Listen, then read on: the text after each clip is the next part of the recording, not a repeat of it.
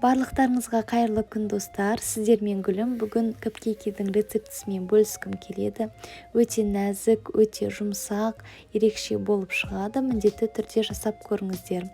Ол үшін бізге керекті ингредиенттер: қант, сүт, күнбағыс майы, жұмыртқа, ұн және де разрыхлитель.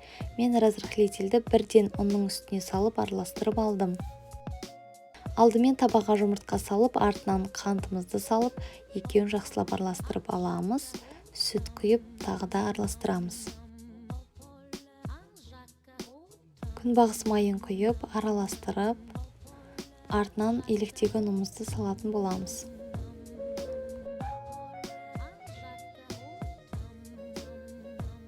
Массамыз дәл осындай болуы қажет.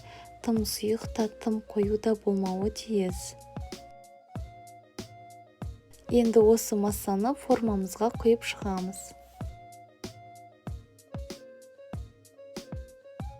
Капкейкиді 180 градуста шамамен 30-35 минут аралығында пісіреміз. Капкейкиміз осындай алтын түстес болып, көтеріліп, өте жұмсақ болып пісіп шығады. Енді капкейкидің кремін жасауға көшеміз. Ол үшін бізге сливке қажет болады. Сливкеміз 33%-дан кем болмауы қажет. Сахарный пудра қажет болады және де творожный сыр. Алдымен осы массамызды миксерлеп бастаймыз. Бірінші жылдамдығы ең төменнен бастаймыз. Әр минут өткен сайын жылдамдығымызды арттыра береміз. Сонда бізде осындай өте қою масса пайда болады.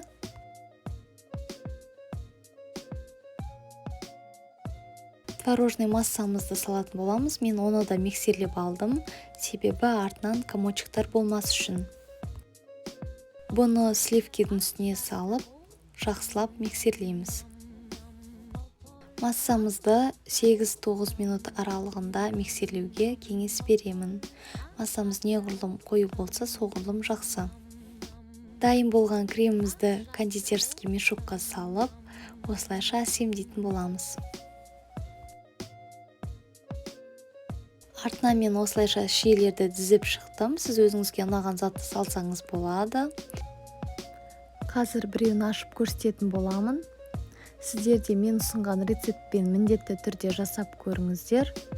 Соңына дейін қарағандарыңызға рахмет. Астарыңыз дәмді болсын.